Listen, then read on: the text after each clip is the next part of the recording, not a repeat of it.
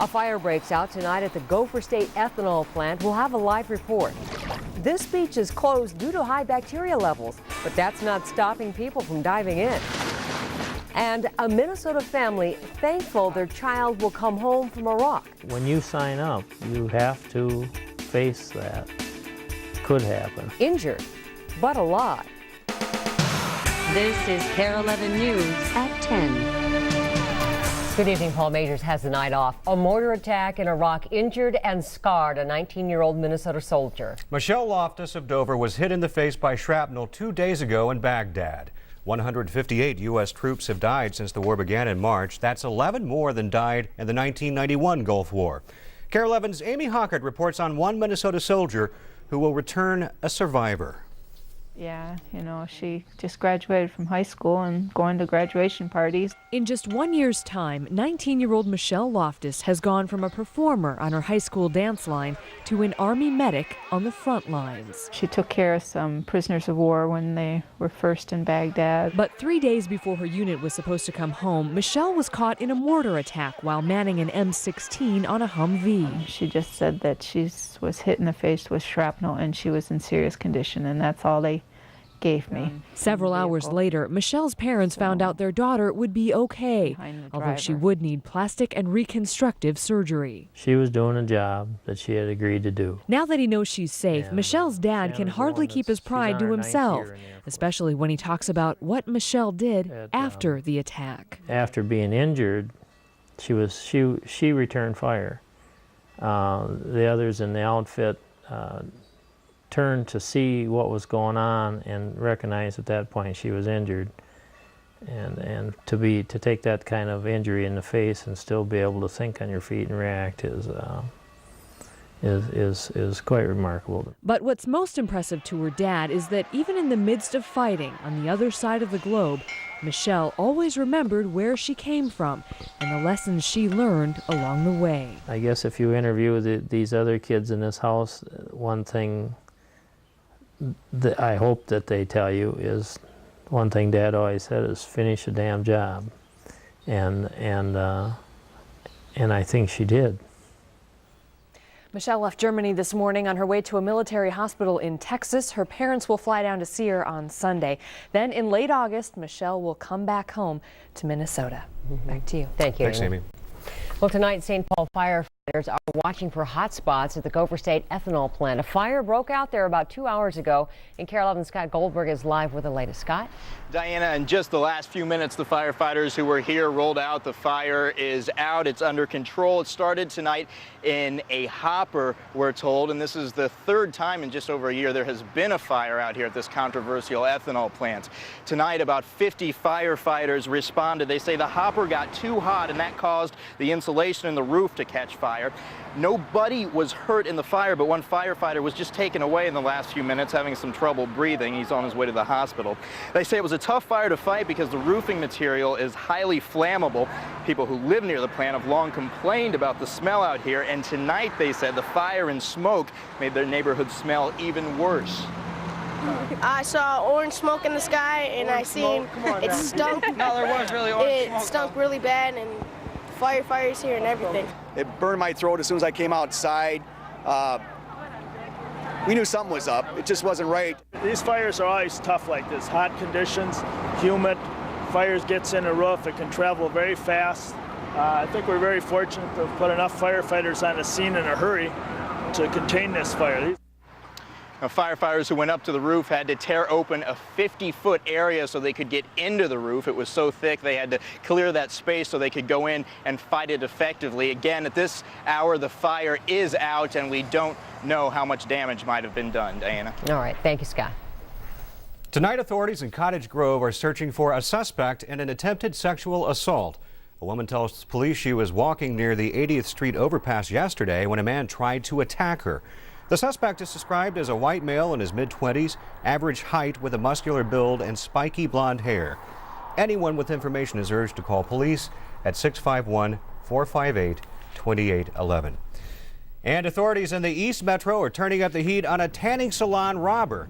Investigators believe the same gunman is responsible for at least 5 armed robberies in 3 weeks. The suspect is described as a well-dressed black man around 40 years of age. Anyone with information should call the Ramsey County Sheriff's Department. Well, you wouldn't eat E. coli contaminated food, so why would you swim in the water full of the bacteria? Dozens of people did just that at Lake Harriet today, hours after the beach was shut down. Officials closed the lake to swimmers this afternoon after a routine water check showed high bacteria levels. Again, KARE 11's Scott Goldberg reports. If there is a dangerous level of something potentially sickening in the water, there's a potential boatload of people who are going to be mad they didn't know. Did any of the lifeguards or anybody say anything to you about the water? No, there aren't lifeguards here. On the south side of Lake Harriet, there were lots of swimmers and one lonely 8x10 paper sign. Park and Rec does a decent job, but sometimes they screw up. The lake had been officially closed for 2 hours. Most swimmers found out from us. That would explain why there's nobody here on a 90-degree day. Hey, you guys, come on. Time to go home. I don't know that. I don't know the numbers, just that they're higher than what the standard is. And what kind of bacteria? E. coli. The Minneapolis Park and Recreation Board checks bacteria levels in every lake in the city every day.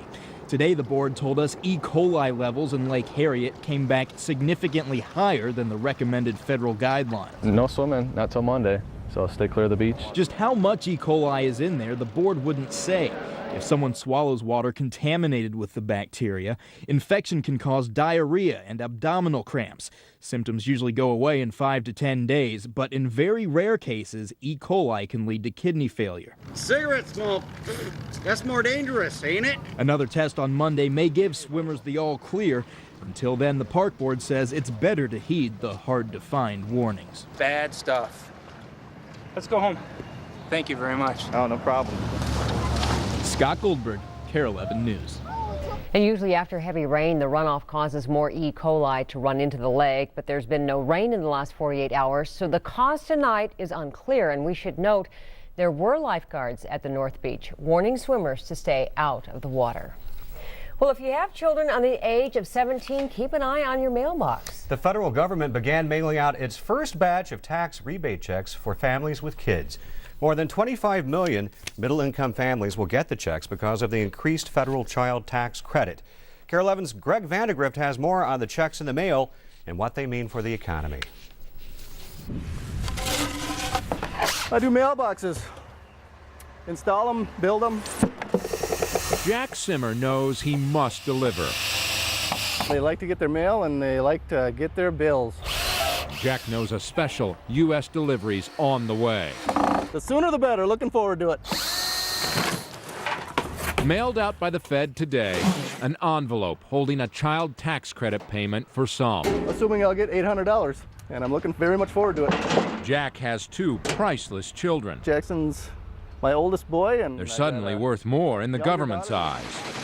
Starting today and the next 2 Fridays, the Fed's mailing checks. For each child under 17 years of age, there's a $400 check for most couples filing jointly with a modified adjusted gross income of less than $110,000. This will be the most effective means of stimulating the economy in year 2003. Wells Fargo economist Dr. Sungwon Son says the child tax credit program will mean $25 billion for the economy. He expects parents to spend rather than save, with school starting soon. The intentions are always good. But in hindsight, in the past, they always ended up spending money. So generally, temptations win over intentions. I'm kind of anxiously anticipating it. It'd be nice to get. With Jack expecting his wife to deliver again, adding to his family's numbers, he'll take the cash and spend. Anytime the people get their money back, it's great for the economy. There's still a check coming for those earning over $110,000, but for every $1,000 above that, the check's reduced by $50, so it disappears quickly. Greg Vandegrift, KARE 11 News. To find out when your check may be coming, go to KARE11.com and click on featured links. The Minnesota congressman who led the charge on a controversial drug bill says its success shows big money can be beaten.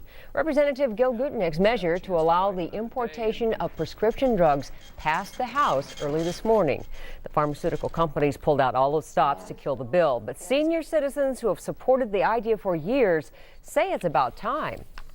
Listening to those who were speaking for the bill And many of them were saying the same things that I've been saying for so long and have felt that, you know, it's falling on deaf ears. Nobody really hears. The bill would allow Americans to buy cheaper drugs in other countries, and its fate in the Senate is uncertain. Lots of homeowners hit with an alleged foreclosure rescue scam are turning to the Minnesota Attorney General's office for help.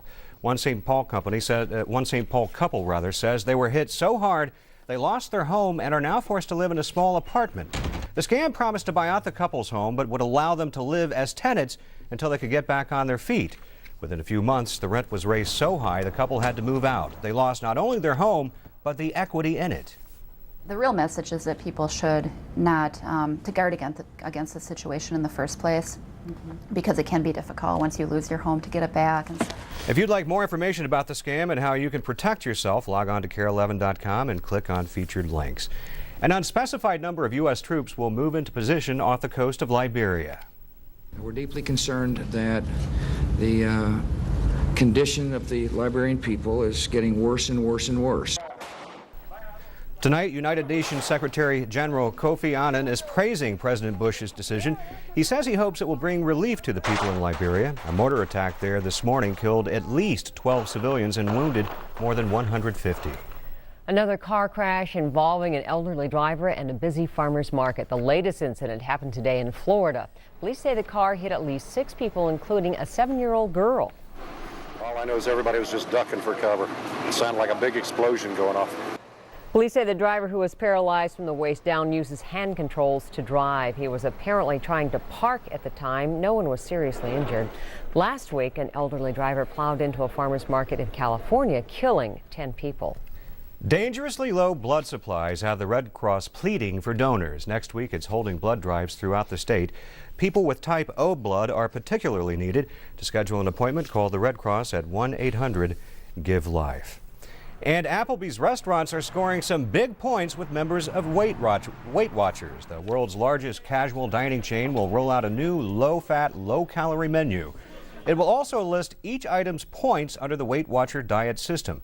Applebee's executives say the low-cal alternatives are in response to the growing move toward healthier eating. Well, still ahead, our tropical weather is moving out. And Ken says it's making way for a beautiful Minnesota weekend. Plus, a plucky cockatiel's long road home after flying 50 miles across the Twin Cities. And the Vikings top draft pick is signed, sealed, and delivered on the eve of training camp. Details in sports.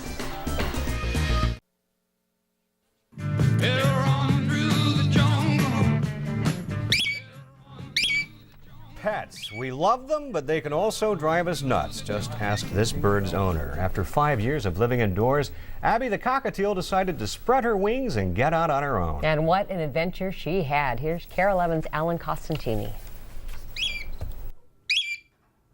Despite her occasional squawking, Abby the cockatiel has a pretty good life. Gonna do a fly? She has the run of her family's Minnetonka home. Oh, heads up. And the near constant attention of her doting owner, John Gunch, which makes it hard to understand why Abby flew the coop last Monday. And the instant I opened up the door, it startled her and off she went.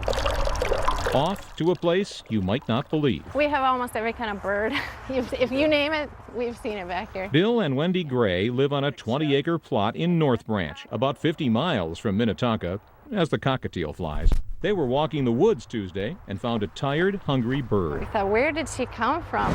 About that time, John Gunch was grabbing at straws. When I got to work, I got to thinking maybe there's some kind of a option on the internet where there might be a lost and found site or a missing pet site. Wendy Gray had the same idea. And I just punched in Lost Cockatiel, Minnesota.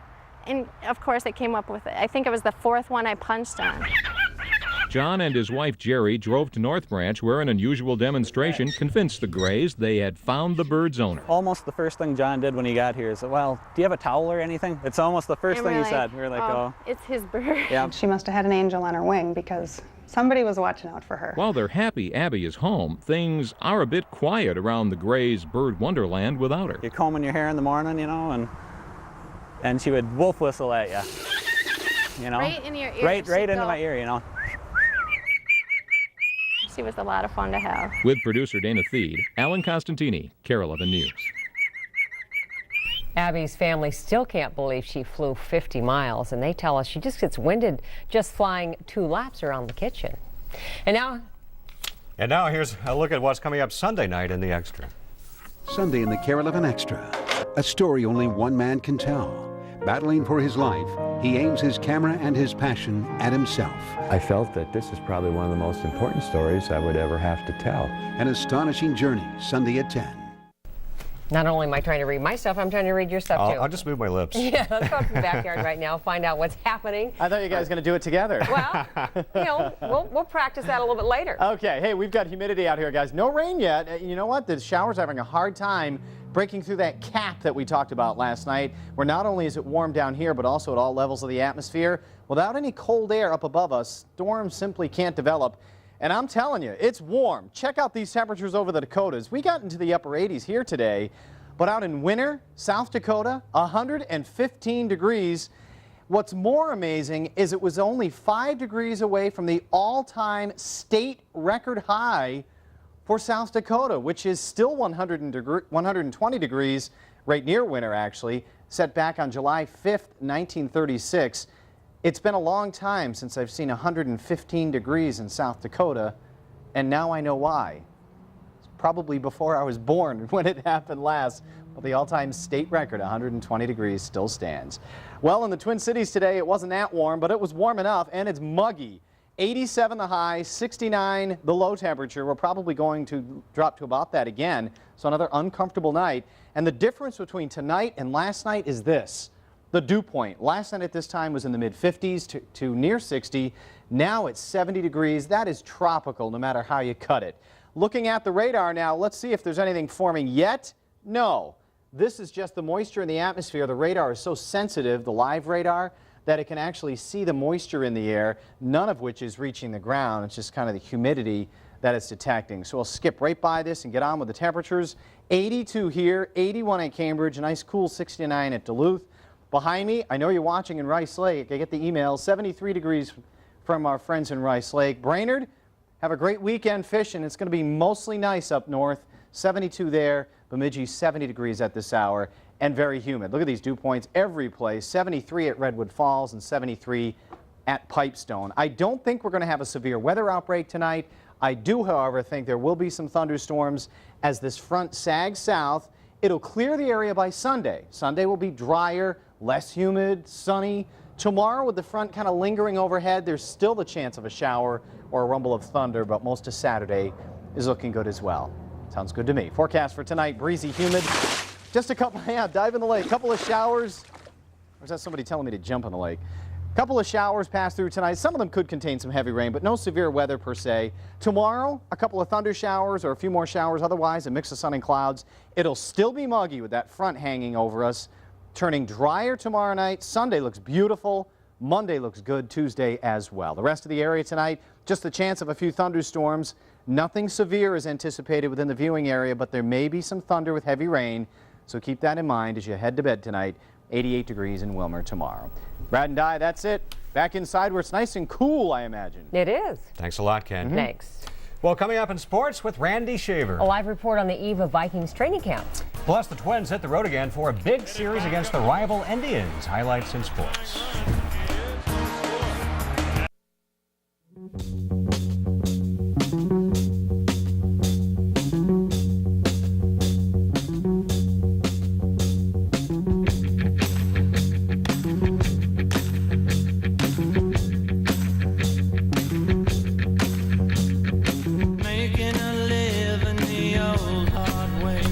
Music must be church again.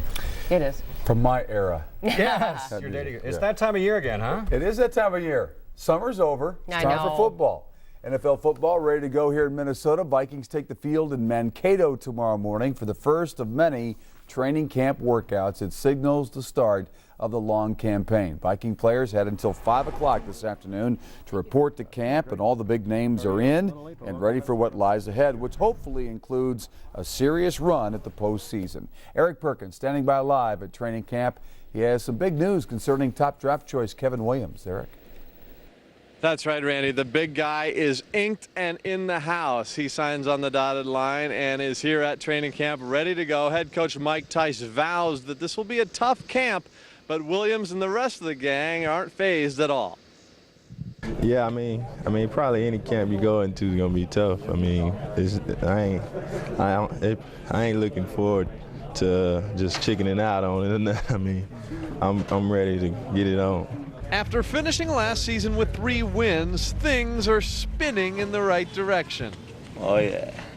I'm very fortunate to be here today with some good players.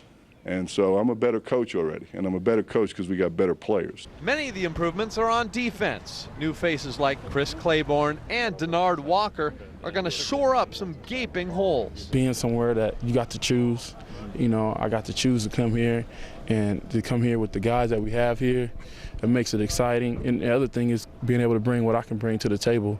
You know, I don't know what happened in the past. It's my first year, so I hope that I can do some positive things to help this team. Me and Ken and Chris, and hopefully we can turn this thing around. Chris, can you send me jersey? The guys that have been through the lean years on defense are more excited than anybody. Yeah, they worked real hard at it in the offseason, getting the guys they felt like we needed, not just players, but the character of guys they got in here. And I think that's going to make a difference. I think we're already better than we were at the end of last season. We have to come out there with a purpose every day of getting better and being a championship football team. So that's our focus for this camp and getting ready for September 7th. And don't forget, this year's defense has a new coordinator as well. George O'Leary, one of the best football minds in the NFL, is bringing much needed change. We improved ourselves in the offseason, and obviously when you get better plays, you should be better. But, you know, a lot has to be done yet. We haven't hit anybody, and I'm anxious to see when we start contact speed where we're at. And they will put on pads on Monday. Tomorrow morning, 8:45, though, they're out here on this field. I'm going to go out on a limb, Randy, if I may. I'm going to say an 11-5 year for the Vikings. Yes, out on my limb here. Don't fall. Thanks, Eric. I won't. Don't worry, I won't. Yeah.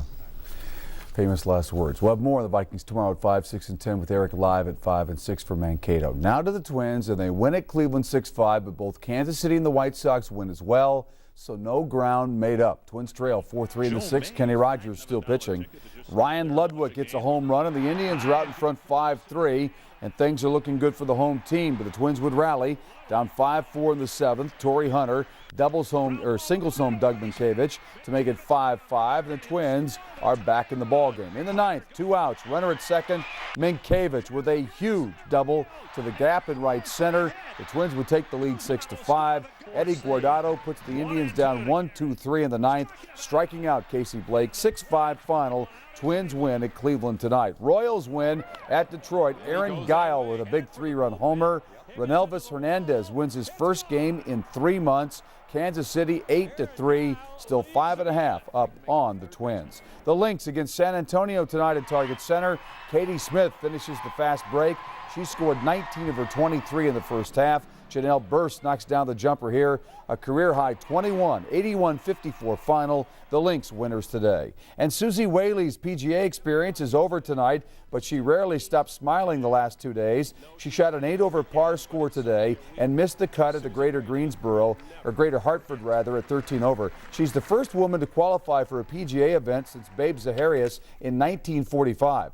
Annika Sorenstam was given a sponsor's exemption to play at the Colonial in May. She was the first one to actually qualify to play. Misses the cut today, but she had a great time, she says. All right, Randy, thank you. Di's writing me notes here. Yeah. What does that say? Says we'll be right back. We'll be right back.